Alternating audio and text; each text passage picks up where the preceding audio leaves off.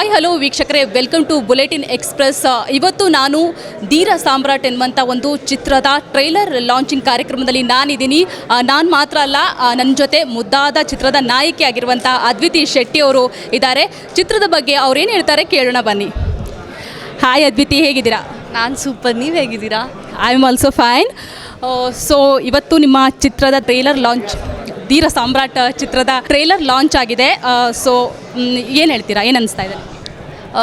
ಎಲ್ಲ ನಿರ್ದೇಶಕರಿಗಾಗಿರಲಿ, ನಿರ್ಮಾಪಕರಿಗೆ ಅಥವಾ ಕಲಾವಿದರಿಗೆ ಒಂದು ಸಿನಿಮಾ ಮಾಡಿದ ಮೇಲೆ ಅದರ ಪ್ರತಿಯೊಂದು ಇವೆಂಟ್ ಕೂಡ, ಇವಾಗ ಟ್ರೇಲರ್ ಆಗಿರಲಿ ಅಥವಾ ಯಾವುದೇ ಒಂದು ಇದ್ರೂ ಅದೊಂಥರ ಖುಷಿ.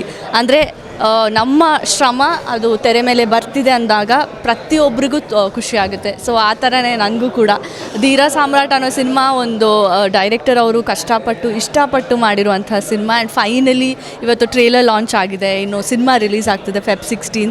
ತುಂಬ ಖುಷಿ ಆಗ್ತಿದೆ. ಟ್ರೇಲರ್ ಕೂಡ ತುಂಬ ಚೆನ್ನಾಗಿದೆ. ನಾನು ನೋಡಿರಲಿಲ್ಲ, ಫಸ್ಟ್ ಟೈಮ್ ಇವತ್ತೇ ನೋಡಿದ್ದು. ಒಂದು ಸಸ್ಪೆನ್ಸ್ ಕ್ರಿಯೇಟ್ ಮಾಡುತ್ತೆ ಟ್ರೇಲರು. ತುಂಬ ನನ್ನ ಎಕ್ಸ್ಪೆಕ್ಟೇಷನ್ಸ್ಗಿಂತ ಜಾಸ್ತಿ ಖುಷಿ ಆಯಿತು ನನಗೆ.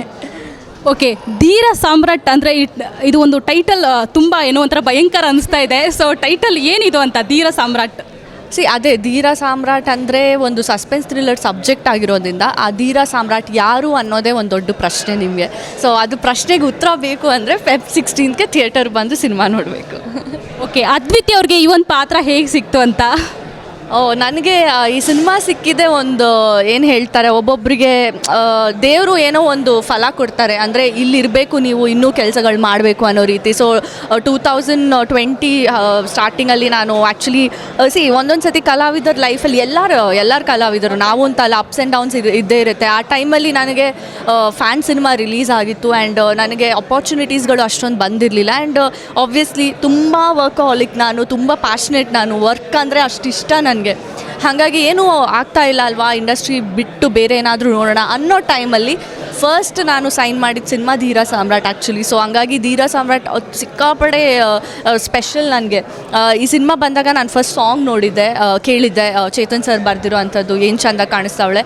ಆ ಸಾಂಗ್ ಕೇಳಿದ ತಕ್ಷಣ ನನಗೆ ಏನೋ ಒಂದು ಪಾಸಿಟಿವ್ ಅನಿಸ್ತು. ಆಮೇಲೆ ನನ್ನ ಪಾತ್ರ ಕೇಳಿದಾಗಲೂ ತುಂಬ ಕ್ಯೂಟಾಗಿ ಪಾಸಿಟಿವ್ ಆಗಿತ್ತು. ಸೊ ಓಕೆ, ದೇವ್ರು ಏನೋ ನನ್ನನ್ನು ಇಲ್ಲಿ ಇರೋದಕ್ಕೆ ಹೇಳ್ತಾ ಇದ್ದಾರೆ ಅಂತ ಒಂದು ಸಿಗ್ನಲ್ ಥರ. ಸೊ ಅದಾದಮೇಲೆ ನಾನೊಂದು ಸಾಕಷ್ಟು 6-7 ಸಿನಿಮಾಗಳನ್ನು ಸೈನ್ ಮಾಡಿದೆ. ಸೊ ಇದೊಂಥರ ರಿಬ್ಬನ್ ಕಟ್ಟಿಂಗ್ ಥರ ಒಂದು ಸ್ಟೋರ್ ಓಪನಿಂಗ್ಗೆ. ಸೊ ಧೀರ ಸಾಮ್ರಾಟ್ ನನಗೆ ಸಖತ್ ಸ್ಪೆಷಲ್ ಸಿನಿಮಾ. ಅದ್ವಿತಿ ಅವರು ಈ ಒಂದು ಸಿನಿಮಾದಲ್ಲಿ ಏನು ಪಾತ್ರ ನಿರ್ವಹಿಸ್ತಿದ್ದಾರೆ ಅಂತ ಕೇಳ್ಬೋದಾ? ಸಸ್ಪೆನ್ಸ್ ಥ್ರಿಲ್ಲರ್ ಸಬ್ಜೆಕ್ಟ್ ಇದ್ದಾಗ ನೀವು ಪಾತ್ರ ಏನು ಅಂತ ಕೇಳಲೇಬಾರ್ದು. ಡಿಪ್ಲೊಮ್ಯಾಟಿಕ್ ಆನ್ಸರ್ ಕೊಡ್ತಿದ್ದಾರೆ. ಸೊ ಅದ್ವಿತಿ ಏನು ಪಾತ್ರ, ಸ್ವಲ್ಪ ಇಟ್ ಈಸ್ ಒಂದು ಪರ್ಫಾರ್ಮೆನ್ಸ್ ಇದೆ ಈ ಸಬ್ಜೆಕ್ಟ್, ಈ ಪಾತ್ರದಲ್ಲಿ. ಆಮೇಲೆ ತೂಕ ಇದೆ, ಅಂದರೆ ಇಂಪಾರ್ಟೆನ್ಸ್ ಇದೆ ಈ ಪಾತ್ರ. ಅದು ಬಿಟ್ಟು ಬೇರೆ ಓಕೆ, ನೀವು ಹೇಳಲ್ಲ ಅಂತ ನನಗೆ ಗೊತ್ತು. ಸೊ ಆಗಲೇ ಕಾರ್ಯಕ್ರಮದಲ್ಲಿ ಹೇಳ್ತಾ ಇದ್ರಿ, ನನಗೆ ಸಿನಿಮಾ ಇಂಡಸ್ಟ್ರಿಯಿಂದ ನಾನು ಸ್ವಲ್ಪ ದೂರನೇ ಹೋಗಬೇಕು ಅಂತ ಇದ್ದೆ ಅಂತ. ಸೊ ಏನಾಯಿತು ಅಂತ? ಅದಿತಿ, ಸಿನಿಮಾ ಇಂಡಸ್ಟ್ರಿಯಿಂದ ದೂರ ಹೋಗಬೇಕು ಅನ್ನೋದಲ್ಲ. ಒಂದೊಂದು ಫೇಸ್ ಇರುತ್ತೆ ಲೈಫಲ್ಲಿ. ನಮಗೆ ನಾವು ತುಂಬ ಇಂಡಿಪೆಂಡೆಂಟ್ ಆಗಿದ್ದಾಗ ಬರೀ ಕೆಲಸ ಅಂತ ನಾವು ಯಾವಾಗ ಯೋಚನೆ ಮಾಡಿ ಪ್ರೀತಿ ಇರುತ್ತೆ. ಇವಾಗ ಸಿನಿಮಾ ಅಂದರೆ ನನಗೆ ದೇವರು ಅಂತ ನಾನು ಹೇಳ್ತೀನಿ ಯಾವಾಗಲೂ. ನಿರ್ದೇಶಕರು, ನಿರ್ಮಾಪಕರು, ಸಿನಿಮಾ, ನಾನು ದೇವರು ಅಂತ ನಂಬ್ಕೊಂಡು ಬಂದ ಹುಡುಗಿ. 10 ವರ್ಷ ಆಯಿತು ಇಂಡಸ್ಟ್ರಿಗೆ ಬಂದು. ಸೊ ಆ ಟೈಮಲ್ಲಿ ನಾನು ಇಷ್ಟು ವರ್ಷ ಬದುಕಿದ್ದೀನಿ ಅಂದರೆ ಅದಕ್ಕೆ ನನ್ನ ಫ್ಯಾನ್ಸ್ ಮತ್ತು ಇಲ್ಲಿ ನನಗೆ ಕೊಟ್ಟಿರುವಂಥ ನಿರ್ದೇಶಕರು, ಸಿನಿಮಾ ಕೊಟ್ಟಿರೋರಿಗೆ ನಾನು ಕೃತಜ್ಞತೆ ಹೇಳ್ತೀನಿ. ಯಾಕಂದರೆ ನನಗೊಂದು ಹೊಟ್ಟೆ ತುಂಬಿಸಿದ್ದಾರೆ ಅವರೆಲ್ಲರೂ.